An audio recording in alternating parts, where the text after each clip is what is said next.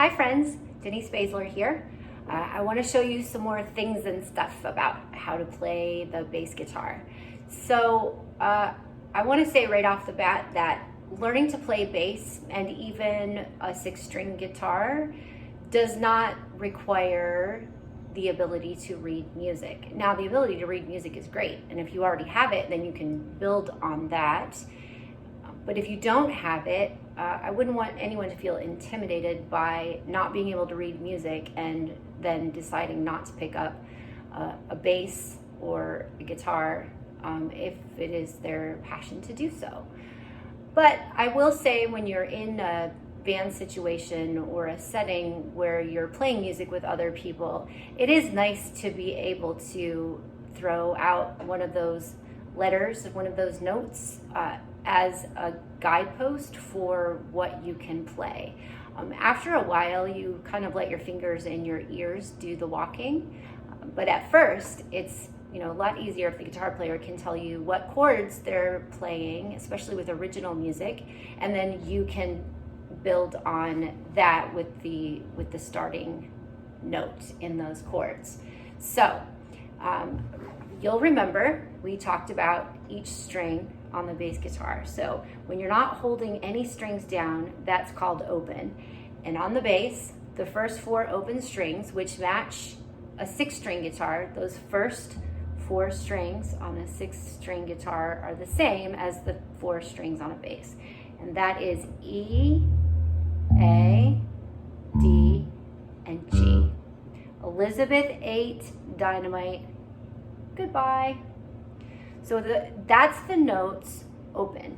Now you've noticed that a bass guitar has what's called frets. The space, there's these little lines right here. The space in between those lines is a fret. So to play the different notes on a bass,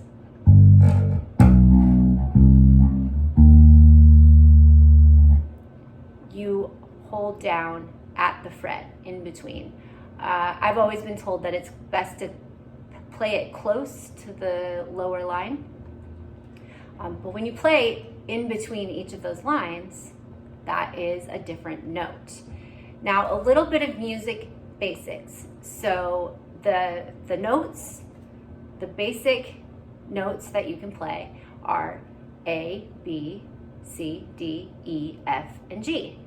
And then in between those notes are, they're half steps, so they're sharps or flats. But a little bit to remember is that, and you can reference this anywhere on the internet with a little bit of Google, there is a whole step in between each of those letters. Makes sense, right? Between A and B, there's a whole step. Between F and G, there is a whole step. With the exception of B and C, there's only a half step between B and C, and there's only a half step between F and G. Otherwise, there's whole steps in between all of those notes. You get half steps between, let's say, A and A sharp, or G and G flat. There's a half step right there. It's kind of the 0.5 in between the A and the B, which would be A sharp or B flat, which is the same, and that delves into music theory that we actually don't even need to go. What's important to know is how to find a note on the bass when you're looking. So, remembering that there is a whole step in between most of the notes, with the exception of E and F and B and C. So each of these little frets, each space in between is a half step. That means, remember we said we'll start with the letter E, which makes it a little complex, but there's only a half step in between E and F. So if I play E, that's an F. But there is a whole step in between F and G, which means you're going up 2 frets, F, G. So on the E string, you have E, F, G, A, B, half step between B and C, and then back to E. So here's another cool thing about guitars. They have these little, you see those dots there? They kind of help you keep track of where your fingers are, especially early on. There's one at the 3rd, the 5th, the 7th, the 9th, and then up here at the 12th. When you get to that 12th step, that 12th fret, is back to the original notes that the strings are when they're open. So when you're on the 12th fret and you hold that down, you have E, A, D, and G, just like when they're open. And then that also kind of helps you find some more of the notes on the bass. So to the A string, you go A, a whole step to B, but then there's a half step between B and C, so that's 1 fret up, C, then D, E, half step between E and F, F, G, and then back up to A.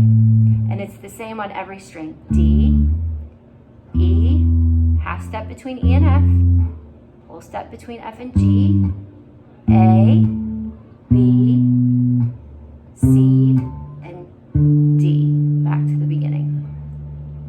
And then our last string here, G, A, had to think about that one, B, then the half step between B and C, D, E, F, and G. And that is how you find all of the different notes on the bass. It might seem boring, but it would help if you just spend, maybe 10 minutes a day to start out your bass practice, just going through all those different notes, because it doesn't take very long for your brain to start to wire to hearing those noises and having your finger in just the right spot to get the note that you want. So keep practicing.